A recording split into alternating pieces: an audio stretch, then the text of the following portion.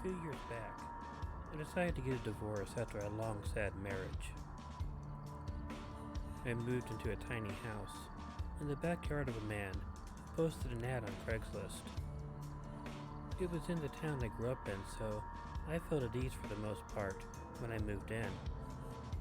It was a beautiful setting, and my landlord was very kind and gave me plenty of privacy. He owned a gigantic, tiger-sized bull mastiff that protected the house, and also began to be protective of me too. He was so large that I could barely look him in the eye because of my fear of dogs. I adore animals, but have had a fear of dogs ever since my childhood friend was bit in the face.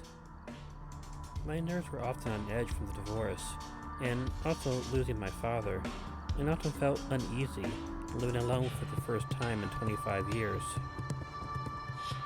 There were also a few incidents that happened nearby that made me feel nervous about the neighborhood. One night I woke up at about 3:30 in the morning to what sounded to me like a man crying.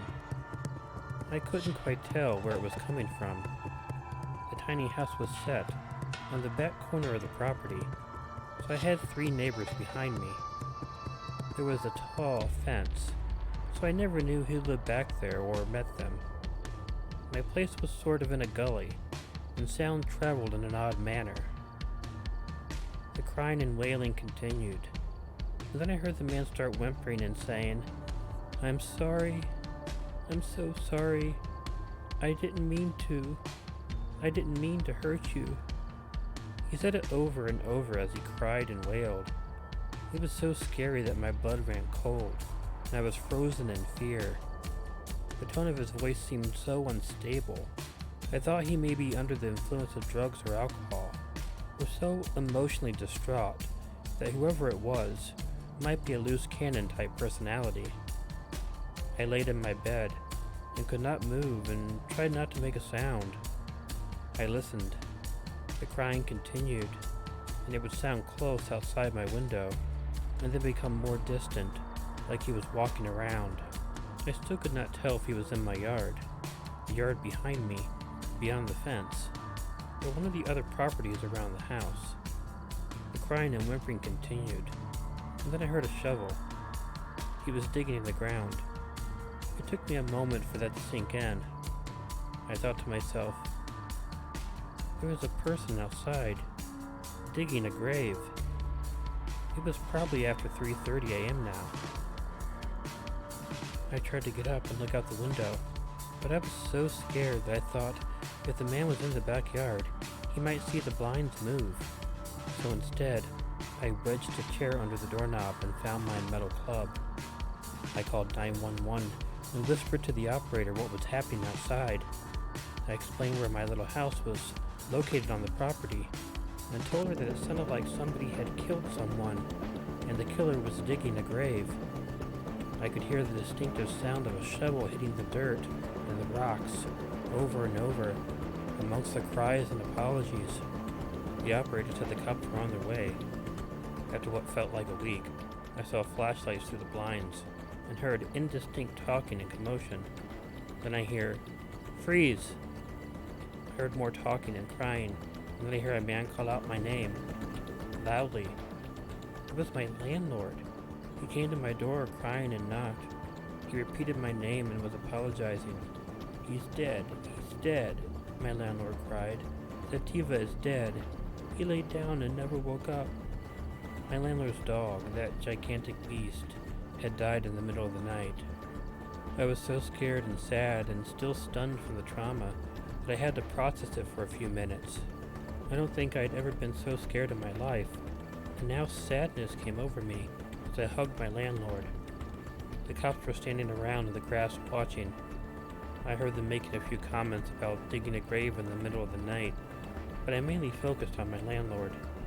The police eventually left, and I made some tea for us and sat outside with him as he cried on his face in the grass.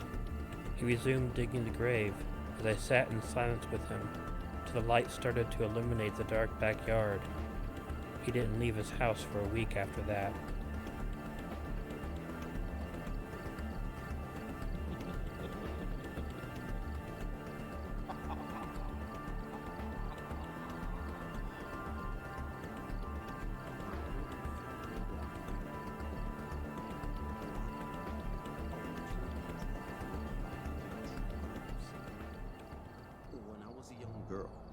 My sister Patty, who was sleeping on the bunk above, was crying in the middle of the night. She said she saw someone standing by the bed and was frozen with terror. She distinctly remembers seeing this figure wearing a brownish red robe and what looked like an eye missing, only it wasn't a vacant space. There was literally a black hole where an eye was supposed to be. Everything else was illuminated compared to the area of where the missing eye was. A few days later, and being the curious kids we were, I wanted to get a Ouija board so we could get confirmation and answers as to what the spirit was, but Patty refused. She said she didn't want anything to do with the spirit. I decided to take the Ouija board out anyway. She wouldn't even look at the board. So I put my hands on the planchet, and what happened was either the biggest of coincidences, or we were summoning spiritual activity. My other sister, who was also there, refused because she knew that messing with the Ouija board was always a bad idea. Then, the landline phone we had in the room started ringing. I hesitantly rushed to pick it up, say hello, but there was no voice on the other end. For 2 minutes this went on, and you could actually hear that there was someone on the other line, but it was silent. Very light breathing sounds, almost as if someone was trying to speak, but couldn't. A few more seconds go on, and the line on the phone gets a busy signal. A couple years after that, my sister Patty woke up screaming out of nowhere. When we asked her what was wrong, she looked delirious, as if she had no idea what was going on. I asked her if she may have had nightmares or something, but she said she couldn't give me an answer, because she didn't think anything bad happened. I think she thought we were just messing with her or something. So I told her once more, "You screamed in your sleep." That was when it really sank in that I was being serious. She told me that there was definitely something in this room where we always slept, something very dark that we shouldn't mess around with. My other sister said a ghost attached herself to Patty, the spirit that she saw at the end of her bed. This really started to affect Patty for a while. A couple of days later, she said she had a dream of a dark figure slowly moving around the room in a cabin. At first, this figure wasn't even a person. It was just a dark cloud. Then it moved into the corner of the cabin and appeared to be a silhouette of a woman, crouching down in a fetal position. Then, she hears a loud guttural sobbing, as if this being in the dream was being tortured or suffering greatly. My sister woke up screaming once again and told us what happened. I think from then on she was convinced that there was some sort of haunting there. She couldn't sleep and was so upset, no matter how many times my other sister and I tried to comfort her. She talked about it for days. Some 8 years later or so, I was reading a book about apparitions on Long Island. It was full of stories about Native American sightings. I suddenly remembered my sister's experience and how insistent she was. On a hunch, I wrote her an email and innocently asked her if she remembered the time she saw a lady standing by her bed, or if she still remembers the dreams and Ouija board incident with the phone. At the time, I didn't mention the book I was reading, nor did I tell her why I was asking. When I received her reply, I closed my email. I was so stunned. She wrote, "I'll never forget the time I saw the lady standing by the bed. Of course, she had the black hole of an eye and the red and brown robe, but she also had long, black braids. I believe she saw someone."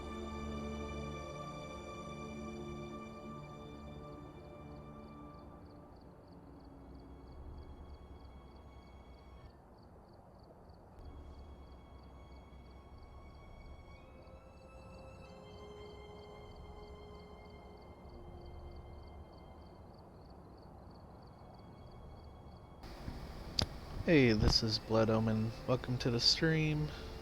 That was some scary stories we were listening to before we started. We're gonna go ghost hunting today.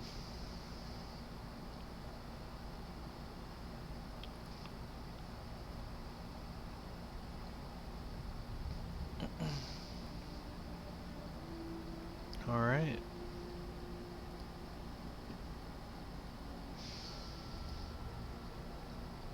We're gonna do Edgefield. Professional.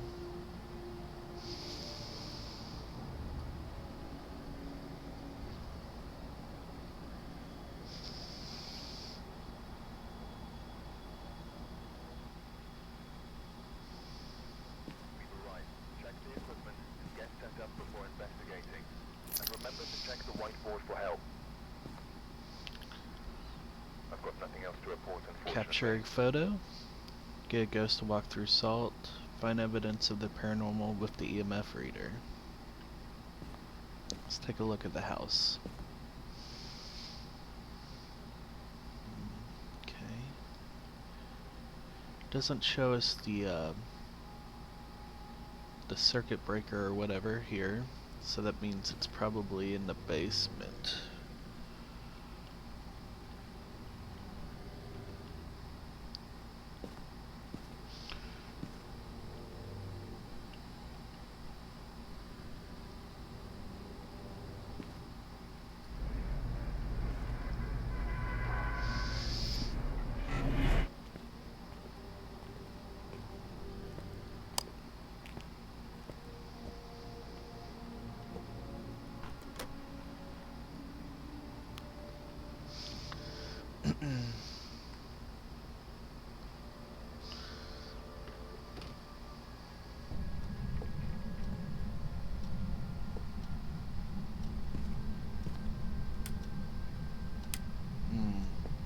It's off. Need to turn it on.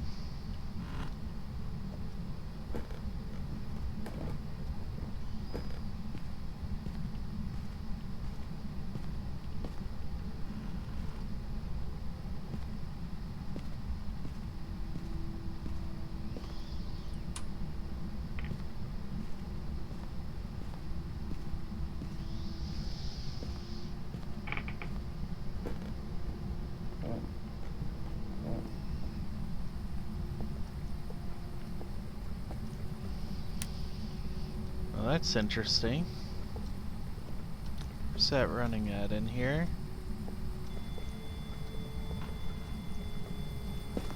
Think we found our haunted place.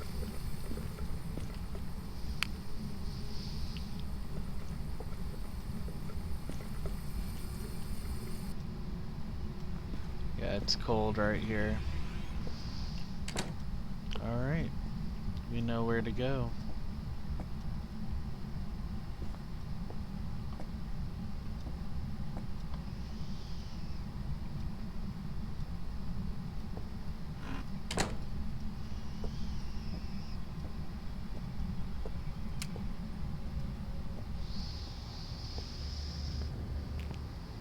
Okay. So, we know it's in the bathroom.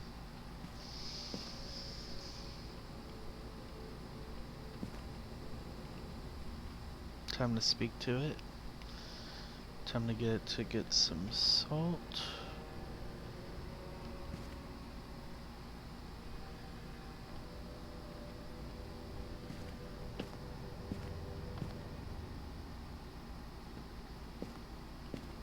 $93, still good. Ooh, need the camera also.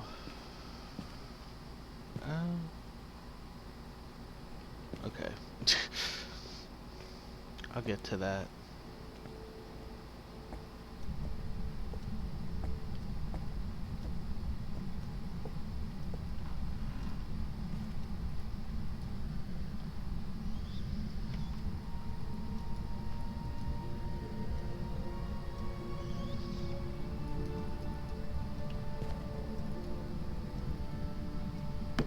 What?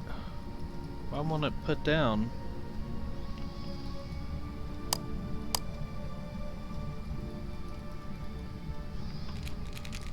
There we go.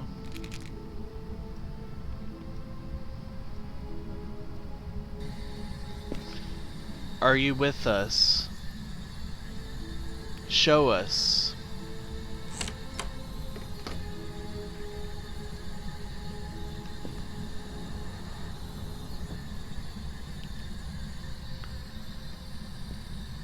Where are you? Are there any ghosts? Show yourself. Speak. Where are you?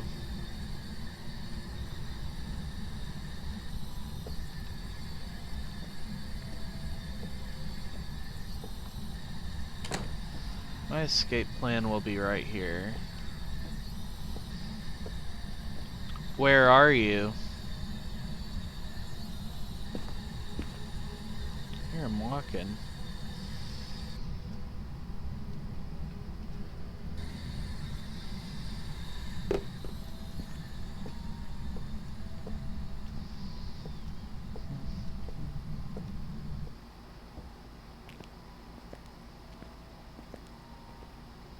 Let's get the camera. No tripod. It's fine.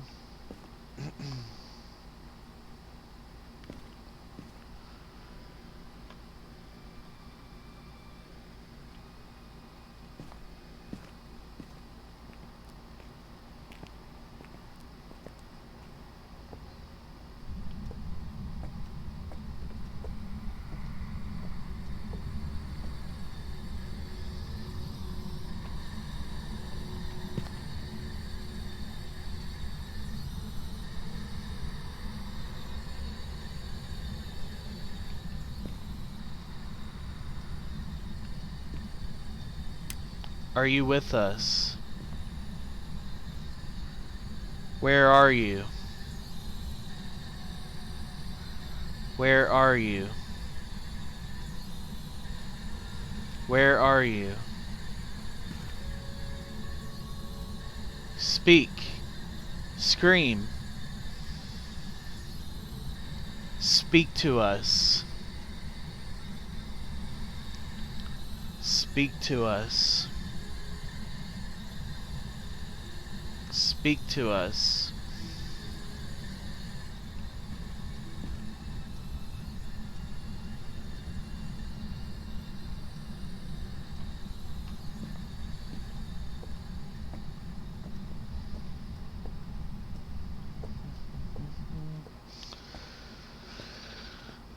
Sometimes they're shy at first. Let's see what's happening here. Ooh. Is the light on? I swear I turned off the light. Did it turn on the light?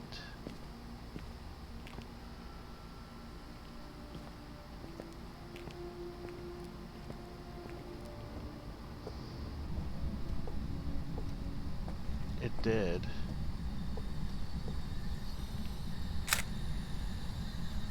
Oh, that's nice. Nice drawing.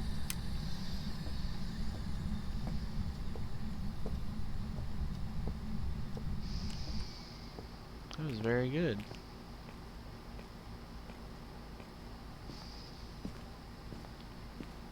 Let's see what we got there. Ghost orbs for sure. Alright. So we have ghost orbs. Ghost writing.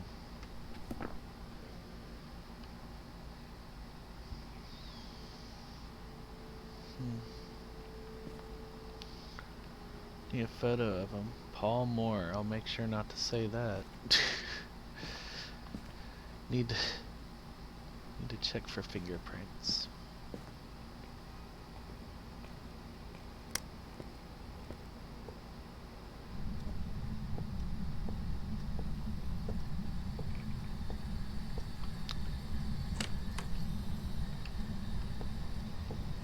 Show yourself.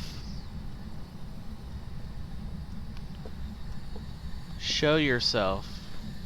I can pick that up now.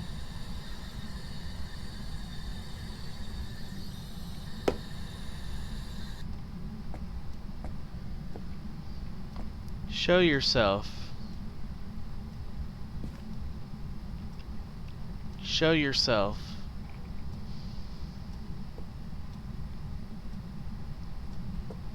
Paul Moore, show yourself.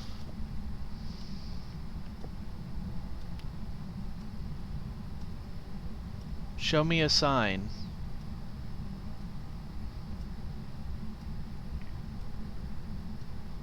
Show me a sign.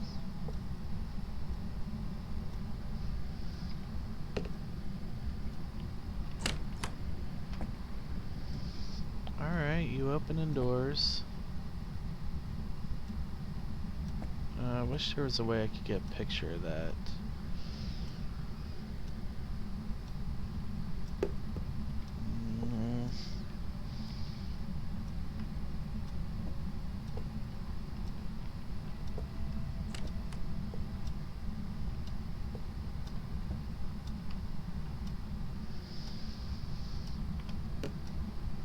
Ooh, that was close.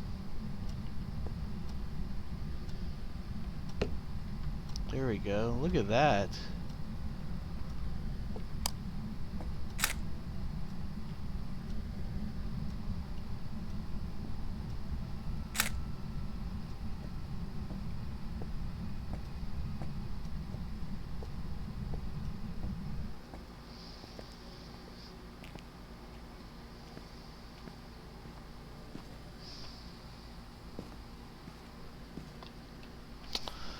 So Nocturnal, put this in. We know we have a Hantu, or a Hantu, depending on how you want to say it. Got pretty good pictures. Let's learn about our ghost. A Hantu is a rare ghost that can be found in hot climates. They are known to attack often during cold weather. Unique strengths. Lower temperatures can cause the Hantu to move at faster speeds. Weakness. Hantu will move slower in warmer areas. Okay.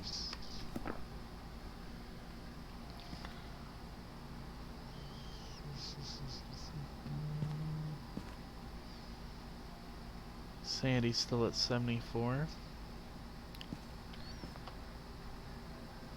I got another camera here. I'm going to use that one for pictures of it. I also have a Sandy pill I will take just in case. Let's go.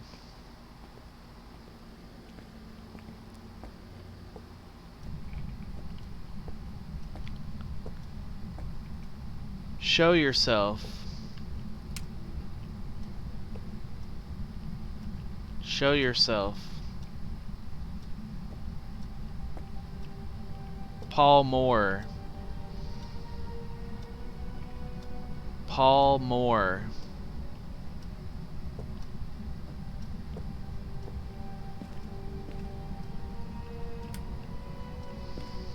This will be my escape plan area for a hunt. Paul Moore, show yourself.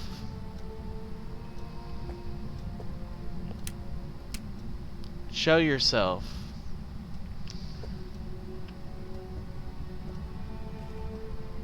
I need a picture of you. Show yourself.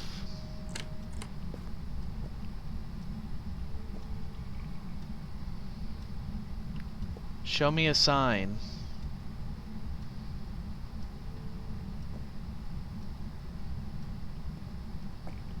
Paul Moore, show yourself.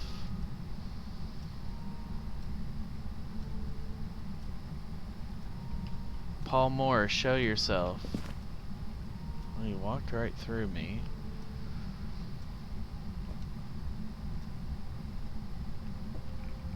Paul Moore, show yourself.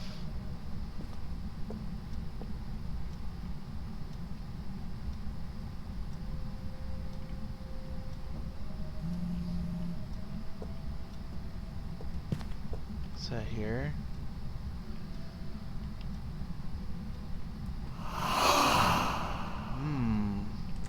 Okay. Can you show yourself?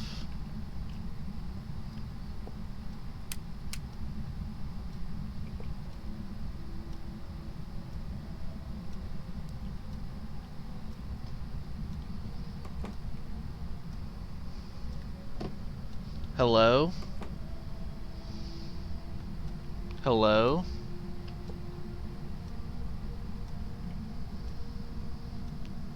Can you give me your name?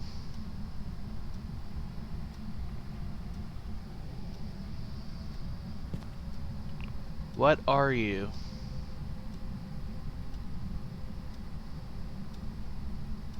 Are you a man? Are you male?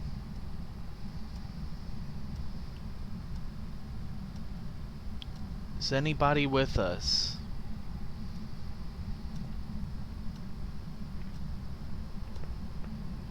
Are you a child?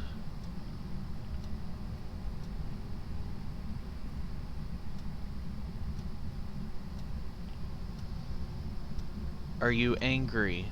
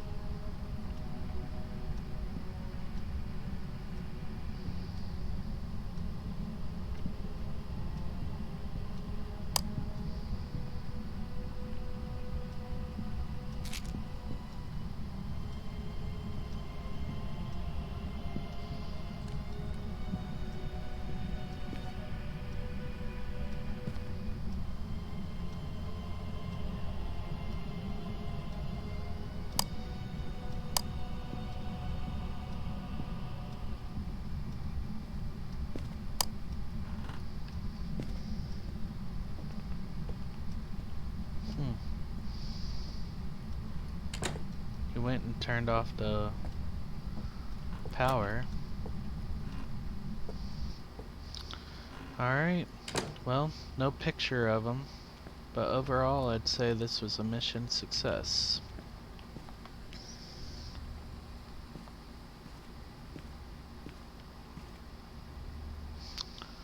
Let's turn it in.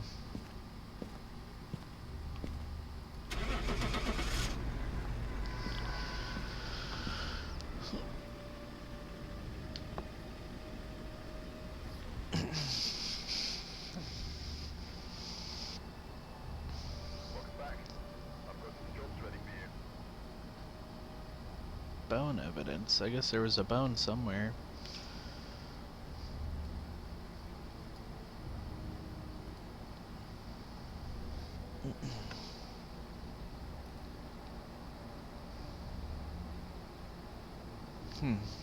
Okay. How about we do one more? Yeah. Let's do one more.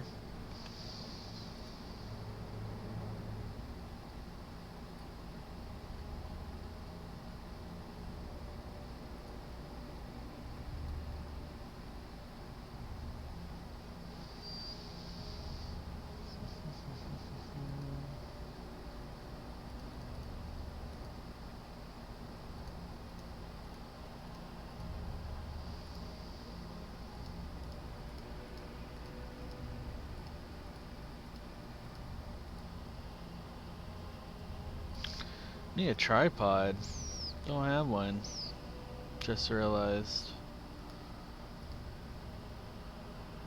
Go back 2.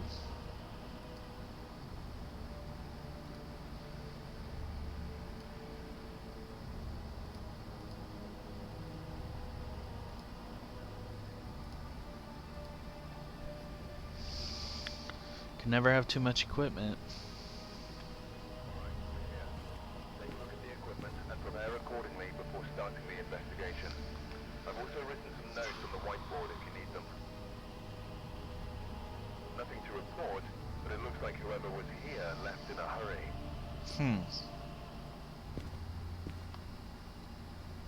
Okay.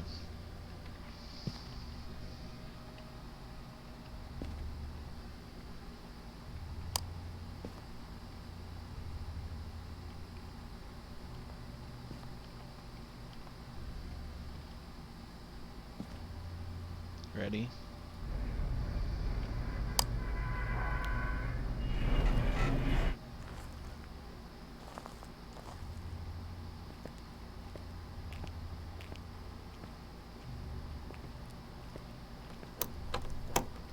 Didn't get the key. Wow.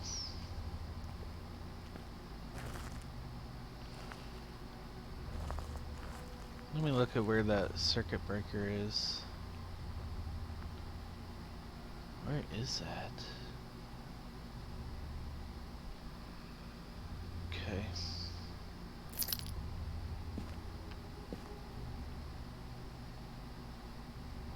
To the left up there and around the corner.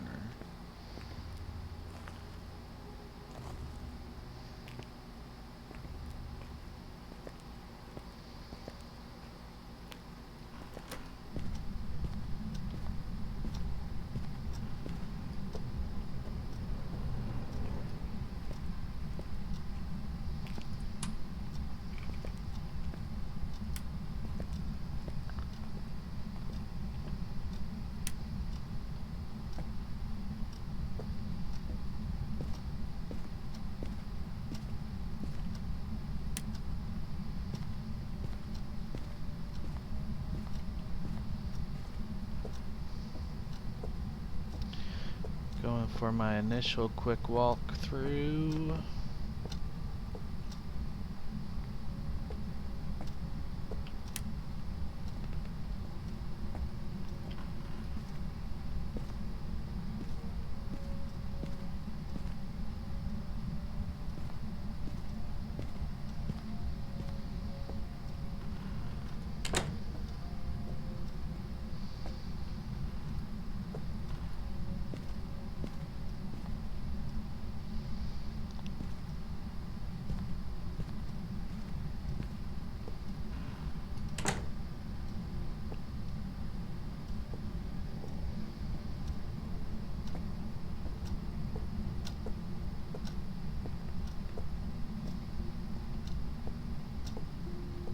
Now checking the basement.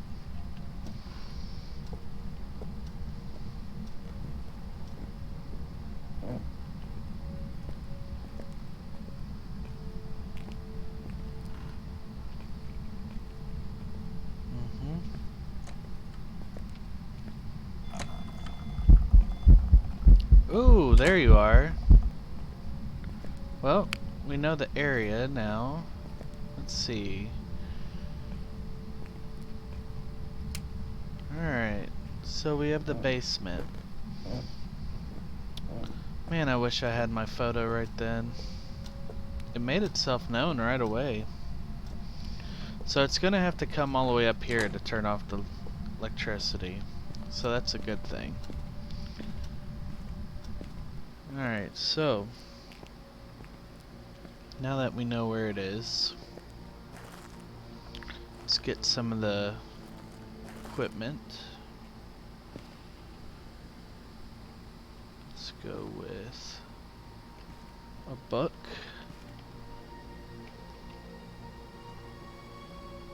Let's go with...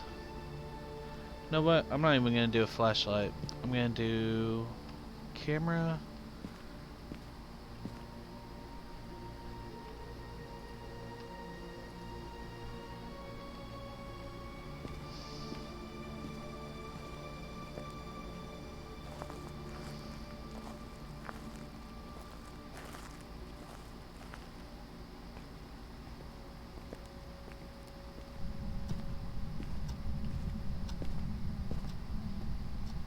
It wasn't shy at all. I like that. Uh-oh.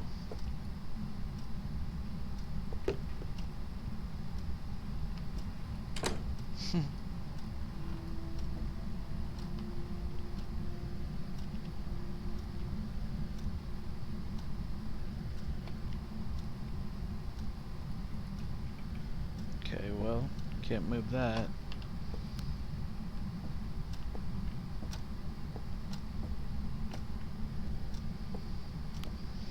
It didn't need the darkness to appear.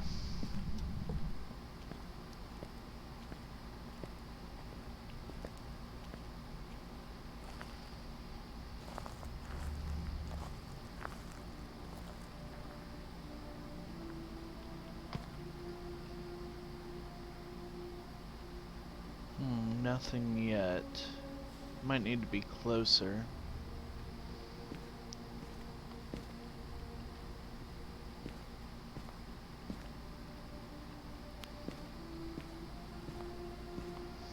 Dang, I really want that camera though. Alright, alright. It was not shy.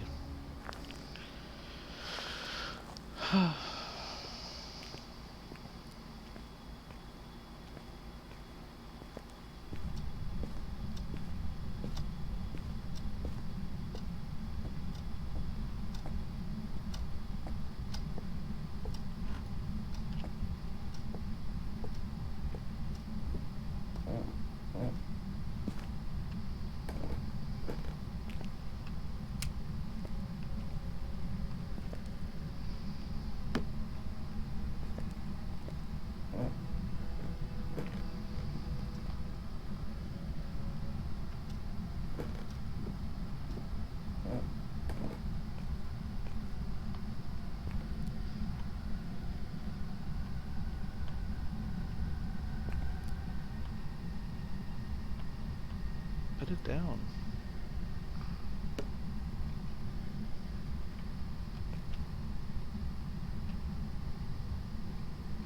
Are you here?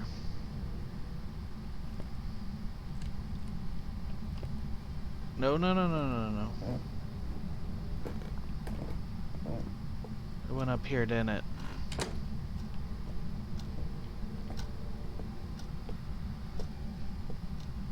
Okay, good. I was worried for a second. Don't want to go in for that power.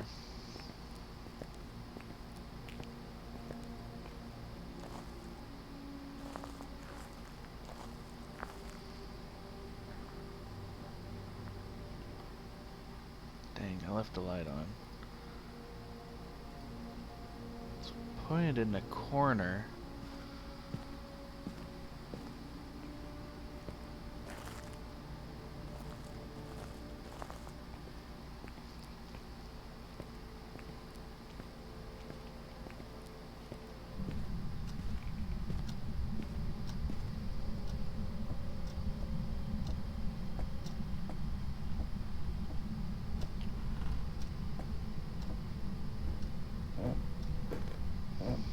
Oh, I see you wrote in a book.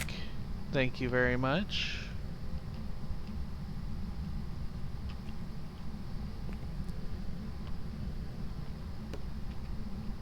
There you go, that's better. Can you appear for me? Can you appear? No. No. Can you appear? Show yourself. Show yourself.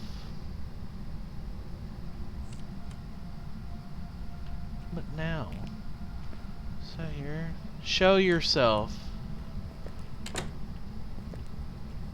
Let's keep these doors shut.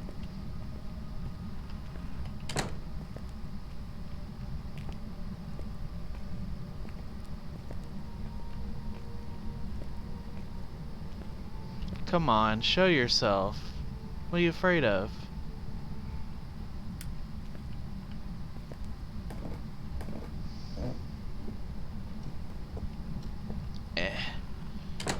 Let's check out that camera. Yeah, keep those closed.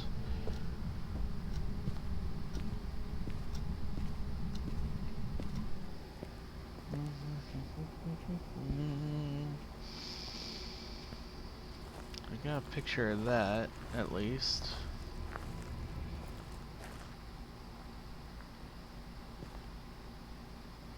Did it just switch to something before I walked up here? That was strange.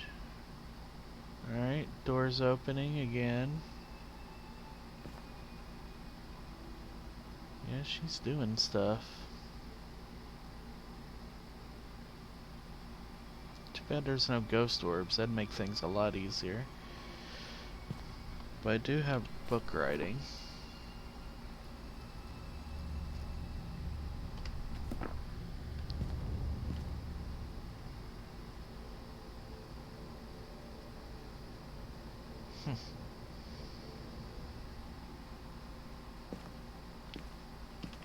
A lot of touching stuff. And what else?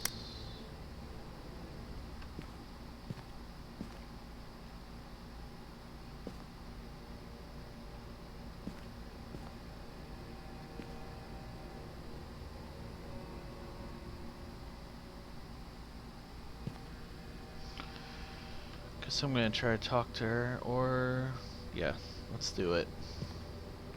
See if she'll talk.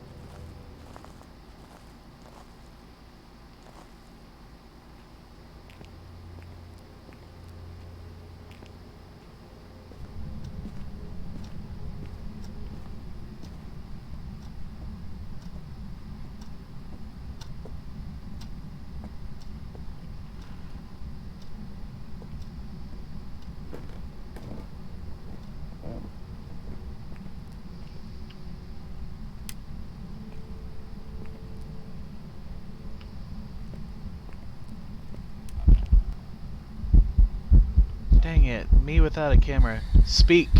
Can you speak? Hello? Are you here?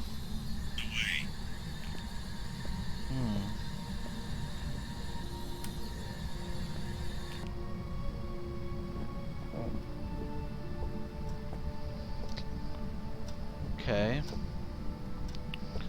So she can speak. Let's put that back.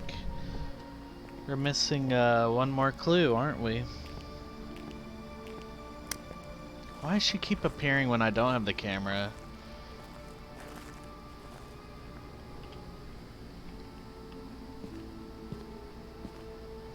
Elizabeth Thompson.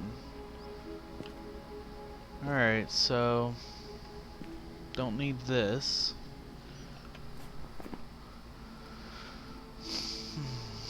No ghost orb still.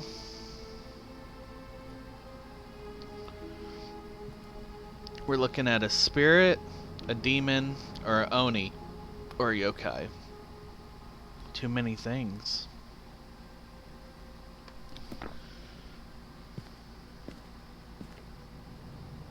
So, let's see what we can do here. Let's get EMF. Let's get a temp gauge. Let me look at my sanity real quick. Half. It's perfect to get some readings.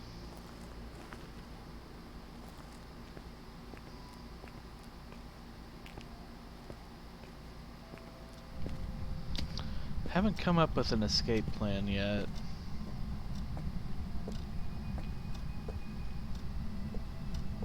Let's try... maybe the bathroom will be a good one. Yeah.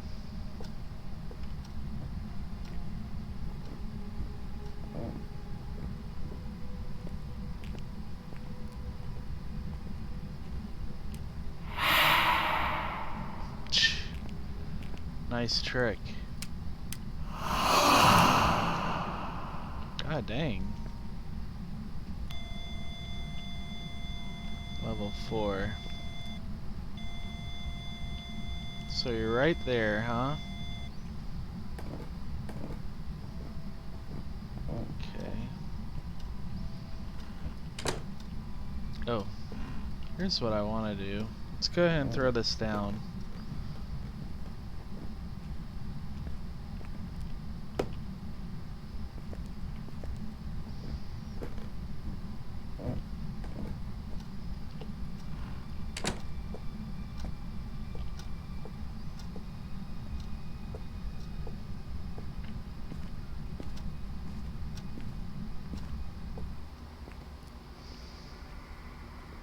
Lowest temp I get is a 40. It's not much.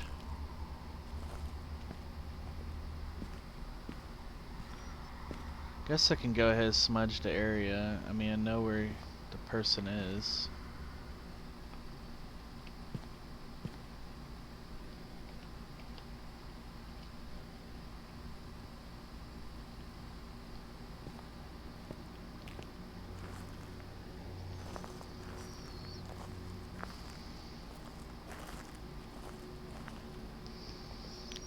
Should say weakness smudge sticks then, right? For whatever it is.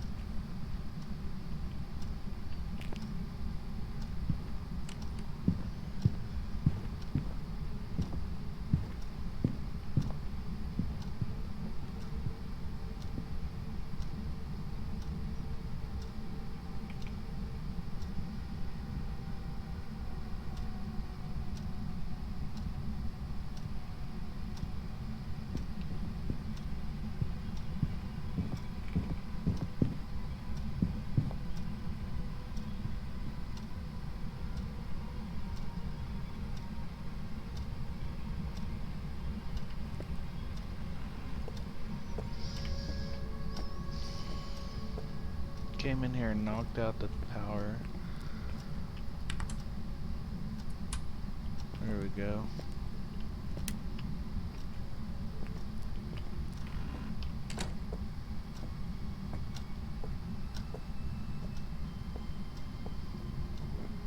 Hey, your hunt was unsuccessful.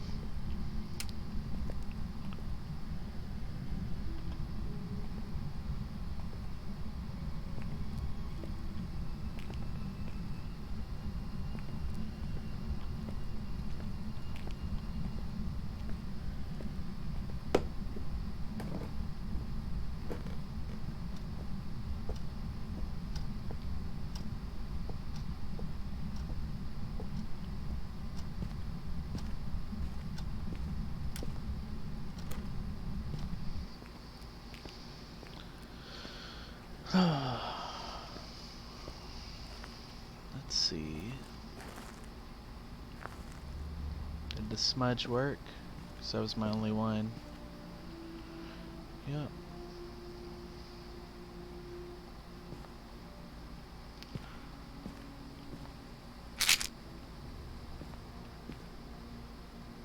Dang. I've gone insane.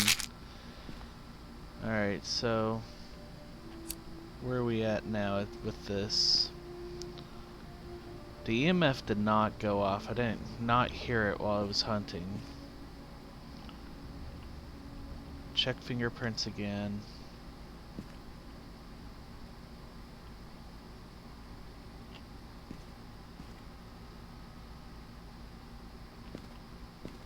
Check temps again. Cannot figure out what this is, man.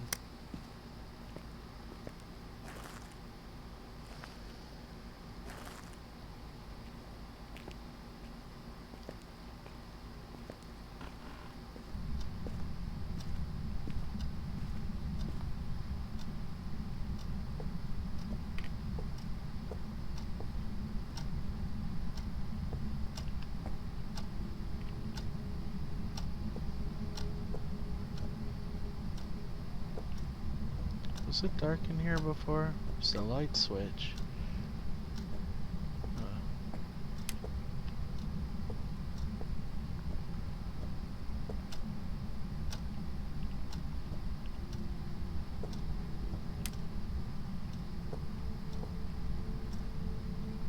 There is no fingerprints.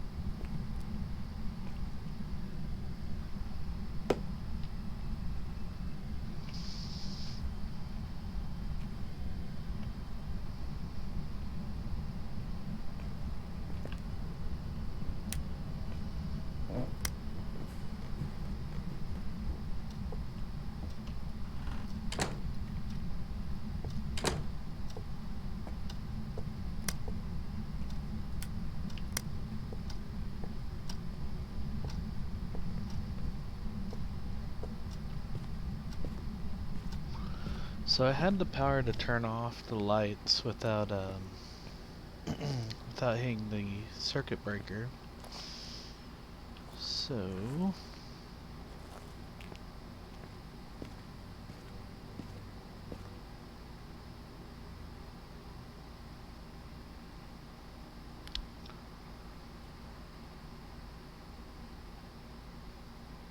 I can't figure out what it is. 0 fingerprints. What do you guys think? Let's take a look.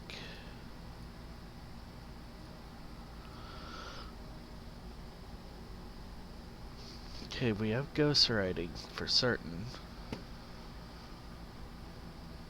And we have spirit box.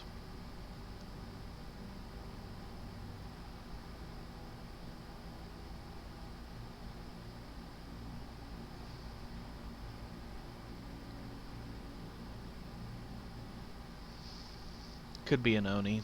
We found it right away. Because being more active will make the Oni easier to find and identify. We could also have a demon. Demon is one of the worst ghosts you can encounter. It has been known to attack without a reason.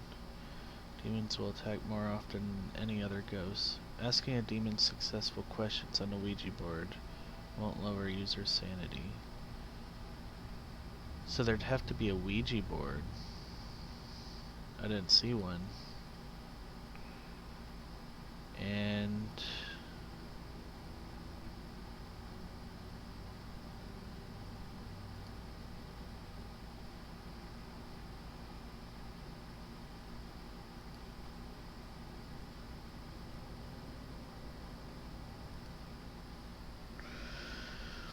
a spirit? I don't think it's a spirit. Could not find any fingerprints. I think we're looking at a demon or an Oni. EMF level was 4.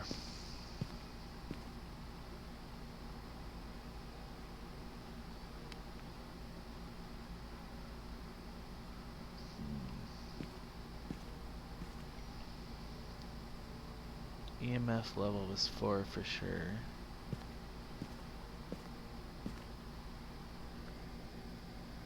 Yeah. I'm going...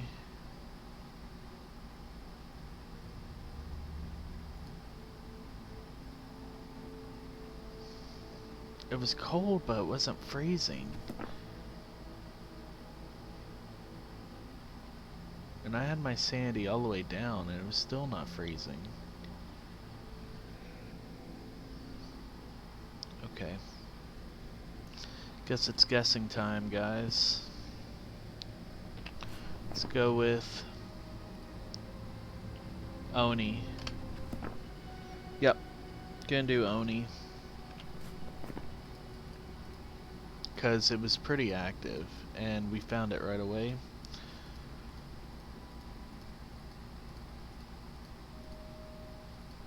So that would be EMF level 5. Alright, let's see how we did.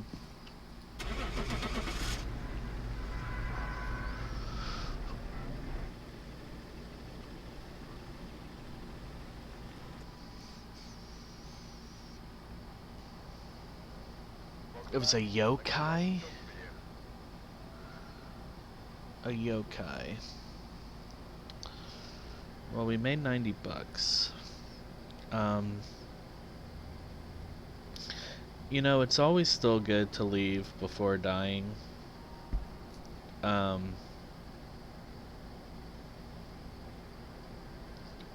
You know, they say just to leave. If you're not sure and you've spent all your time there, just leave. So, yokai are one of the, I mean, hold up. Yokai are a specialized type of ghosts, being one of the very few that will arrive even when the player has a high level of sanity. Yeah, that's true. They will arrive when players get to sanity level as high as 80%, making them similar to a banshee. What makes them hard to deal with is that they are easily angered by conversation. Unlike most other ghosts, even conversations unrelated to the ghosts will anger them.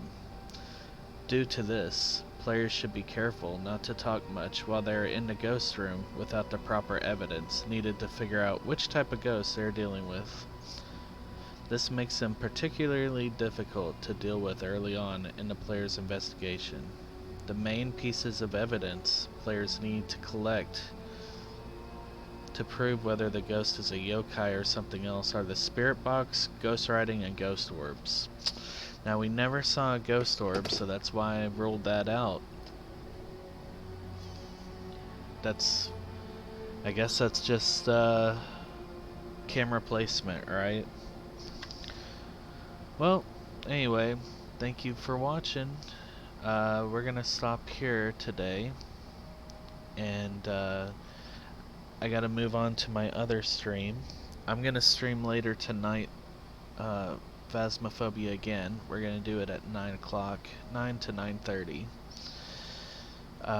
Till then, I'm gonna be playing Going Medieval and some Yu-Gi-Oh! Duel Links. Let's see. I am going to leave you now with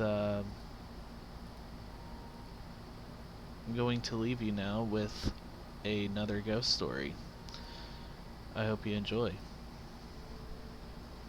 Thanks for watching.